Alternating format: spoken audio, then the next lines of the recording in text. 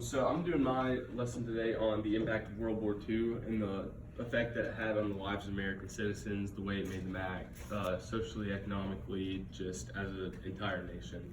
So since obviously I would teach about World War I or World War II before this, here's a quick little YouTube clip to just kind of run through America's involvement.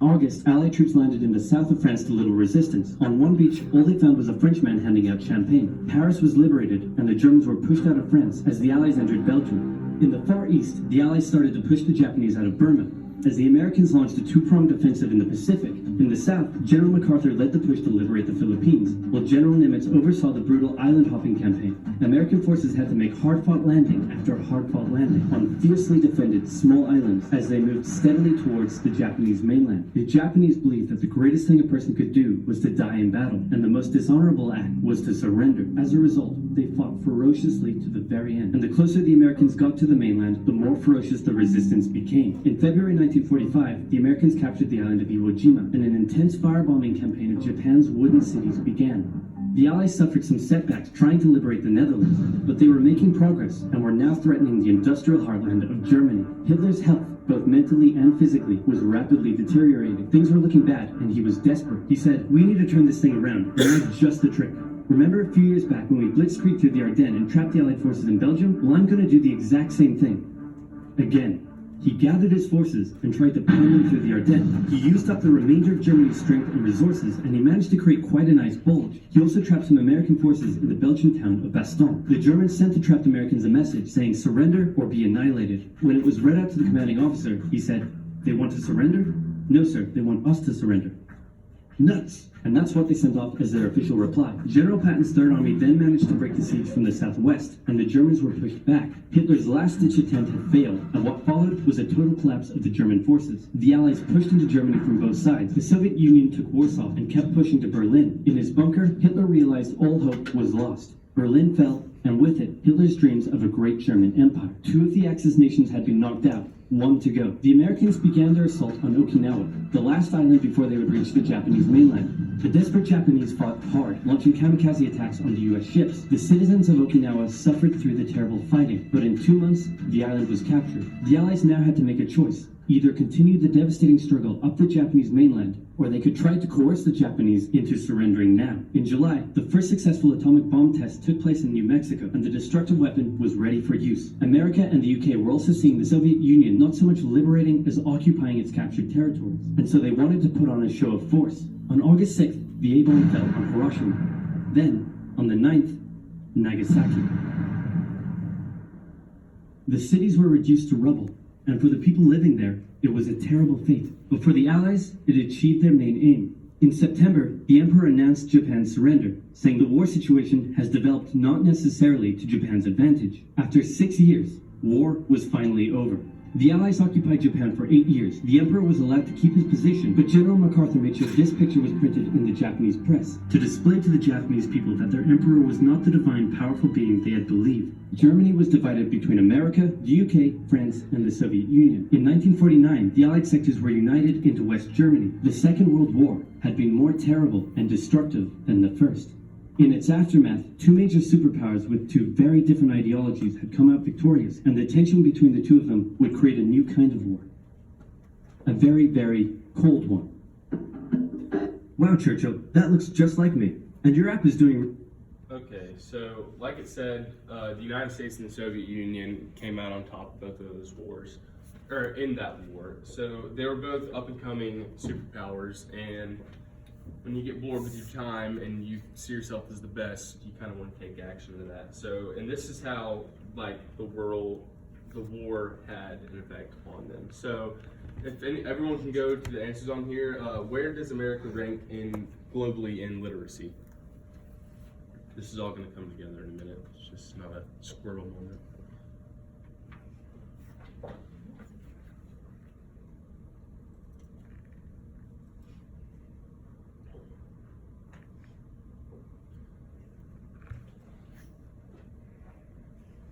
So, does everyone have their answers in? America is 7th in literacy out of all the countries in the world. So here's another question. How many countries have freedom?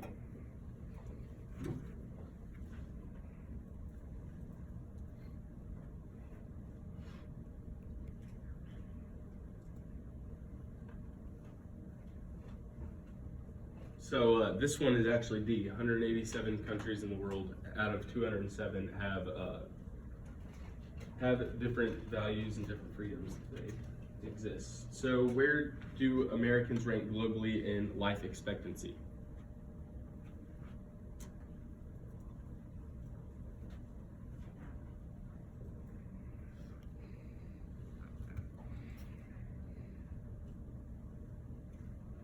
So this one's another one. The answer is actually B. It's 49th globally in life expectancy. So why do we see ourselves as the greatest country in the world when we only lead in three categories? Those categories are number of incarcerated criminals per capita, people that believe in a higher being, and 3 is I'm drawing a blank.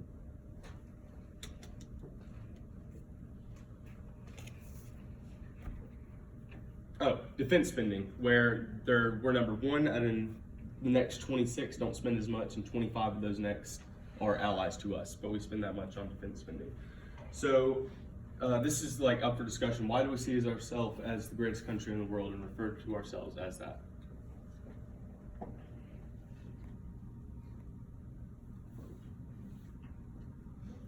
And you? I think it probably goes back to the times where like nationalism was like a big deal and you were punished if you weren't very nationalist. And I think we kind of hold on to that. I completely agree. Anyone else? Hey.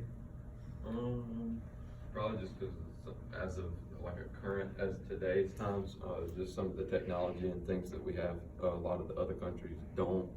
So we're kind of the first ones to maybe implement those into those countries, or at least guide the way for others. You both of you are exactly correct. So, like you said, this started in World War II. In World War I, we came in, we were the underdogs. We didn't really know what we were doing. In World War II, that's where America came to the top. So, the war kind of, well, actually, I have a little activity. This one's kind of cool. So, if y'all can answer, like, you don't have to be an Alabama or Auburn fan, but just pick which one. Just pick the best out of the two evils. Okay, so this one, so, it's always close. In Alabama, we live in a state where football is huge. Does anyone know why Alabama and Auburn are always two of the best teams in the country? Because they're right beside each other, and all they're doing, the rivalry is so intense. It's called the Iron Bowl. Iron sharpens iron. They make each other better every single year. So compared to other teams, because they have an in-state rivalry so close to each other, they're always going to be better. They're always competing. They're always going to get better.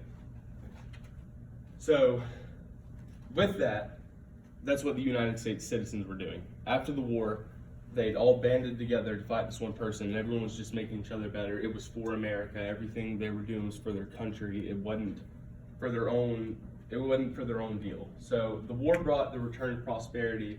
In the post-war period, the United States consolidated its position as the world's richest country prior to World War II. And this was due, like, the economy took off for America. The automobile industry, Henry Ford, like, he'd obviously done that a little before, but after this, Americans were more wealthy. So they had money to spend. There was a housing boom, especially in California. There was a book called Suburban Warriors that I read a couple years ago that explained why people were moving out to California, because it wasn't really a populated zone out there. So it wasn't too far from Los Angeles, so they would all move out there into the suburbs. Fast food began to take off. McDonald's, especially. This is when first food chains were starting to go into different places, and not just because prior to that it was unheard of having the same food in different places across the world. It was a new idea after World War II. And obviously television and that goes in with the radio that were kind of made us feel like we were the best, like we had everything figured out. We cultivated the greatest economy the world had ever seen, like I said. Families began to move out of the cities and into suburbs because of the post-war baby boom. So everyone, you know, I mean, they probably missed their husbands, got back, had a baby boom, and when they were in the cities, there wasn't enough room for them. So this is when, like especially in Atlanta, things I can think about is like Marietta, like they moved out of the city because there wasn't enough room because they were having 6 to 7 kids. And the reason I use that example is because my dad was one of those. He had 7 siblings, and they moved from Atlanta to Marietta. At this point in time, America was the greatest country in the world, but what was the price that was paid? So if I can get everyone to click on this link, and when you click on it, don't zoom in yet. I just want everyone to kind of say what you think it is before zooming in.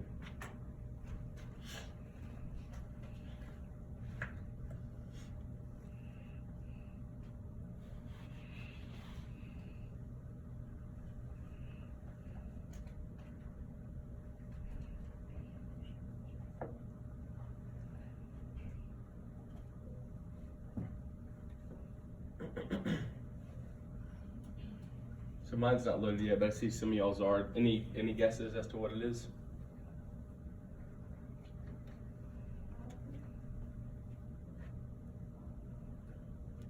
Is it some kind of base? It is not.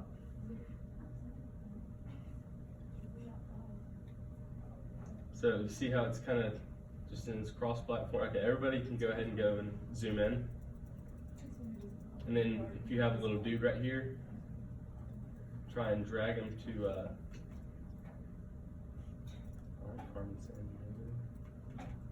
drag them to one of these blue places.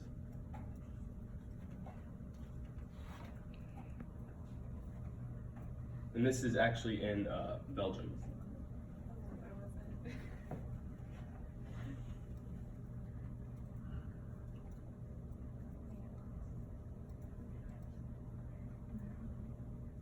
So these are United States soldiers that are buried in Belgium. And this is just one of the many, and it's shaped in the path of the cross. So, like I said before, we went to here, and if everyone can go around and just explore on Google Earth to look around at just the effect that it had. Like I said, what price was it paid at that we could enjoy all these things, all these technological advances in America?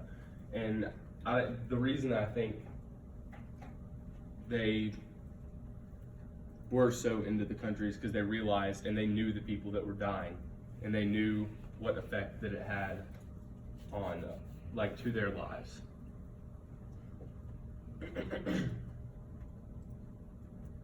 Like I said, I think it says something else, that this isn't even in the United States, that other countries were putting this up for American soldiers.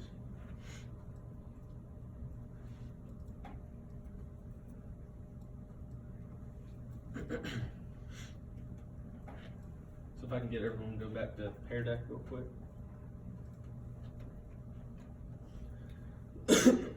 The victory of the war, with countless lives lost, made Americans appreciate and take advantage of this new opportunity.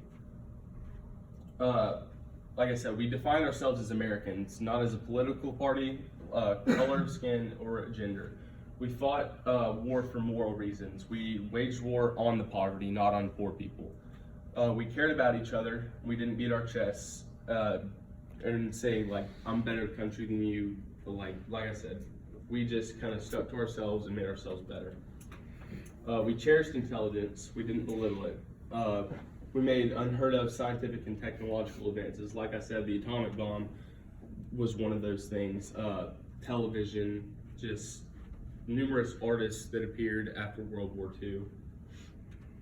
The sacrifice and numerous lives lost were not in vain. It was because of this sacrifice that we could achieve all of these things. And the impact of the war changed American citizens forever. So how does this affect us in our lives today as American citizens? And why do we seem so divided as a country right now more than ever?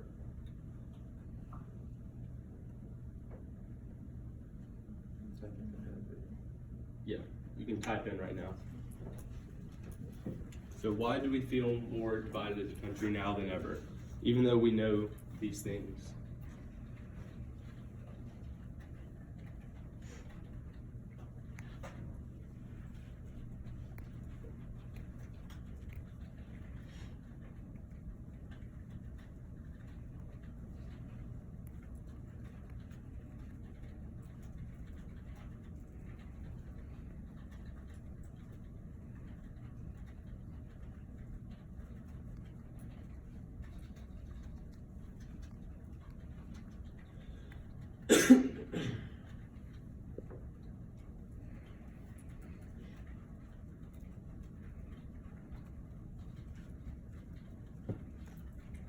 Yes, some good answers coming in.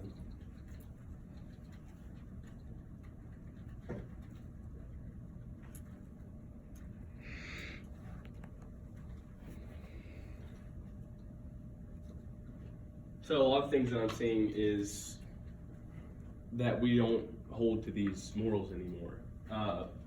Like I said, when we went into World War II, we didn't go in with the idea of we need to go and take these countries over to make our economy better. We went in there to help the poor people of Belgium, of Britain, France, Italy, that were all being engulfed by the Nazi regime. And a lot of what I'm seeing here is the whole political thing. Like during World War II, I don't think anyone really cared what side of the party they were on, as long they wanted the United States to win the war. They didn't want to be taken over by the Nazi regime. They came together, like everyone else is saying here, they cared about each other. They didn't let it define who they were. So the first step in solving the problem is realizing there is one. America is not the greatest country in the world anymore, as of right now. Do you agree or disagree?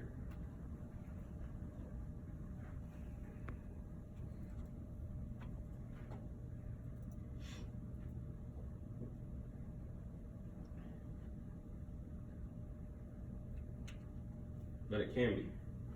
And it starts with every single one of us starting to implement these things in our lives. That we need to, I mean, as simple and elementary as it sounds, we need to be nice to each other. We can't let things that we may believe in define who we are and judge someone based on their character, judge them by that, not by people that they tend to identify to. So do you think that we can be?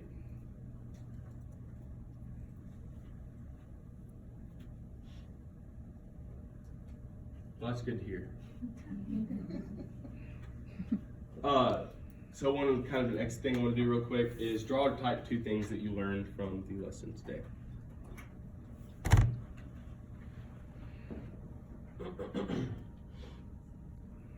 You could draw a picture, you could type whatever you want, it doesn't matter.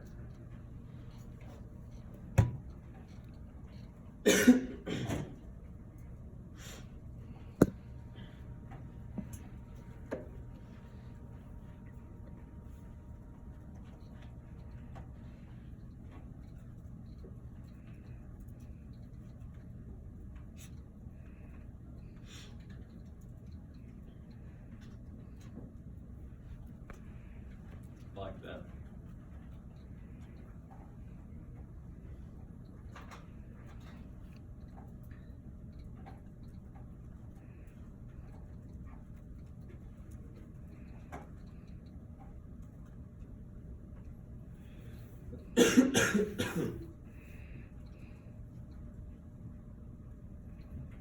I really like this answer right here, and that's kind of one of my closing comments is, I stated earlier but didn't really get into depth on it, is what was the price that was paid? For me personally, that is, I can't appreciate enough what those people of that time did so that we can exist in this country today, and all of the opportunities they've given us. They started off, like I said, the greatest economy ever, the greatest anything everyone's seen, and I think the reason that our generation is starting to unfold a little bit is because we don't completely understand, and we're getting very selfish, and we're getting all about me type of mentality rather than let me help the guy next to me, let me help the lady next to me, let me do it for not myself, let me put it on help other people. So any comments?